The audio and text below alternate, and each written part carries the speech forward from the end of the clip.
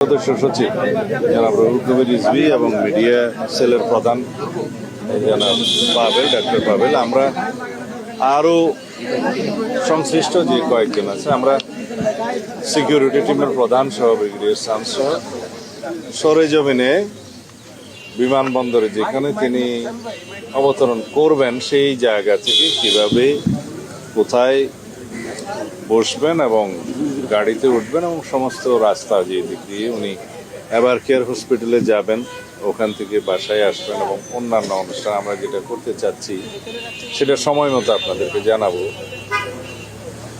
সেগুলো সরেজমিনে আমরা একটু পরিদর্শন করে এবং সংশ্লিষ্ট সকল কর্তৃপক্ষের সাথে একটু সমন্বয় করতে গিয়েছিলাম। আর নিরাপত্তার বিষয়টি আলাদাভাবে সরকারের সংশ্লিষ্ট মহলের সাথে সব বিভাগীয় প্রধানদের সাথে আমাদের নিরাপত্তা টিমের যিনি প্রধান এবং অন্যান্য সদস্য আছেন তারা সমন্বয় করছেন বেশ কয়েকদিন থেকে। সরকারের পক্ষ থেকে আমরা বেশ সহযোগিতা পাচ্ছি এবং আমরা সারা দেশের আমাদের সমস্ত জেলা পর্যায়ে, উপজেলা পর্যায়ে, ইউনিয়ন পর্যায়ে পর্যন্ত আমাদের সকল সংগঠনের, বিএনপি সহ সকল অঙ্গ সংগঠনের সকল নেতাকর্মীকে আমরা ইনস্ট্রাকশন দিচ্ছি কিভাবে তারা 24 তারিখের রাতের মধ্যে অথবা 25 তারিখের সকালের মধ্যে তারা আমাদের প্রিয় নেতাকে স্বাগত জানাতে ঢাকায় আসবেন। এর মধ্যে সারা দেশের সমস্ত জনগণের মধ্যে ব্যাপক উৎসাহ উদ্দীপনা আছে। দীর্ঘ 17 বছরের কষ্টের নির্বাসিত জীবন শেষে আমাদের এই দেশের গণতন্ত্রের রক্ষা কবচ, আমাদের আগামী দিনের, আগামীর বাংলাদেশের যিনি নেতৃত্ব দেবেন ইনশাআল্লাহ, তাকে এক নজর দেখার জন্য আমরা গণতন্ত্র অবমুক্ত করতে পেরেছি। ফ্যাসিবাদের বিরুদ্ধে সংগ্রাম করতে করতে এই ফ্যাসিবাদ বিরোধী রাজনৈতিক সংগ্রাম, গণতান্ত্রিক সংগ্রামের সুদীর্ঘ 16-17 বছর তিনি নেতৃত্ব দিয়েছেন আমাদের। তো সুতরাং আমরা চাই যেন তার এই ঐতিহাসিক প্রত্যাবর্তন যেন বিগত 55 বছরের ইতিহাসে যেভাবে যা কিছু দৃষ্টান্ত হয়েছে তাকে ছাড়িয়ে যায় এবং আগামী 55 বছরের ইতিহাসও যেন সেরকম কোনো ঐতিহাসিক ঘটনা না হয়, সেরকম একটা আমরা স্মরণীয় করে রাখার জন্যই আমাদের সমস্ত আয়োজন হচ্ছে। আশা করি সারা দেশের মানুষ সেই জন্য অপেক্ষা করছে। আপনাদের সকলের সহযোগিতা প্রয়োজন। আমরা সময় মতো দেশের সকল media, electronic, print media, online media সহ সকলের সাথে এবং বিদেশি মিডিয়াও যারা এখানে কর্মরত আছে, কার্যকর আছে, তাদের সকলের সাথে কথা বলবো। আপনারা জানতে পারবেন আমরা একটু নকশাগুলো চূড়ান্ত করি।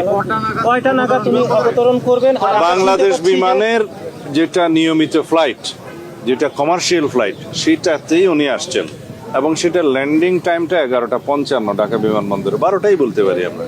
সংবর্ধনা 300 ফিটে দেওয়া হবে এমন একটা নিউজ।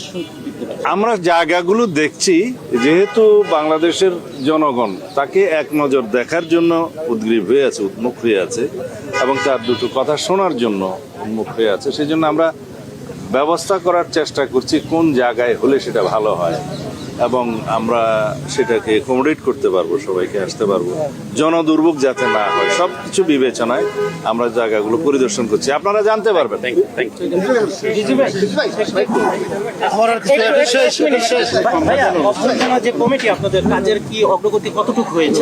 অনেক দূর অগ্রগতি হয়েছে।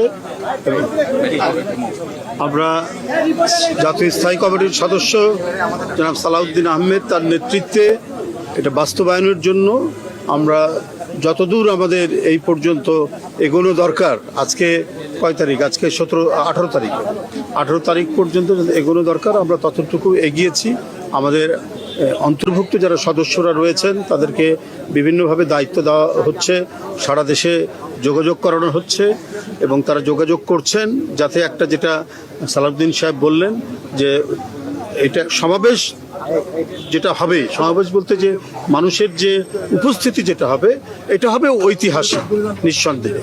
সেই মানে ইতিহাসের স্মরণীয় জনসমাগম নিশ্চিত করার জন্য আমাদের এই কমিটির নেতৃবৃন্দরা দিনরাত তারা পরিশ্রম করছেন এবং কাজ করে যাচ্ছেন।